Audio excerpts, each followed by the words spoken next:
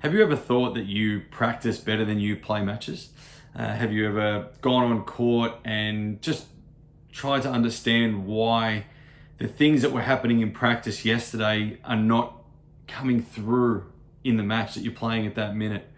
I ask myself that question as a player. I used to think that all the time, and I know that a lot of kids that I coach are always bringing up the same topic with me as well at times. And you think to yourself, why is that? When the court is the same, there's no different in the dimensions. The only difference that happens between practice and matches is the pressure and the element of pressure that comes on. And one thing that I'm always debating about, I guess, in my mind as a coach, is how much point-orientated work do you need to put into someone's practice? How much is it based on the development of stroke fundamentals and the development of little elements of someone's game, or ironing out some technical issues?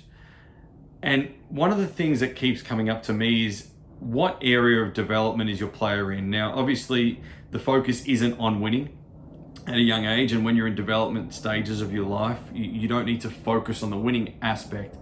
But winning plays a really big part in developing your mindset. So I think when you're developing all of your practice ideas, a lot of the time we need to ensure, and there's a balance of this too, so don't get caught up in this being gospel for you, but it's important to ensure that there is a large amount of your sessions based on point structures and scenarios.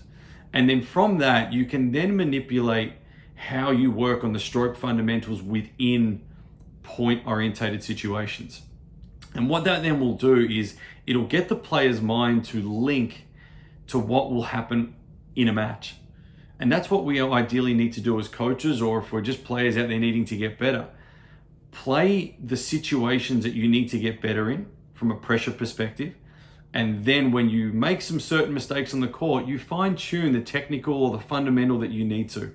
And I feel like the more we can do this and put ourselves under match scenario pressure, the better our matches will become in the future. So ensure that you add that element to your game, and hopefully that helps you to become a better match player, not just the best practice player.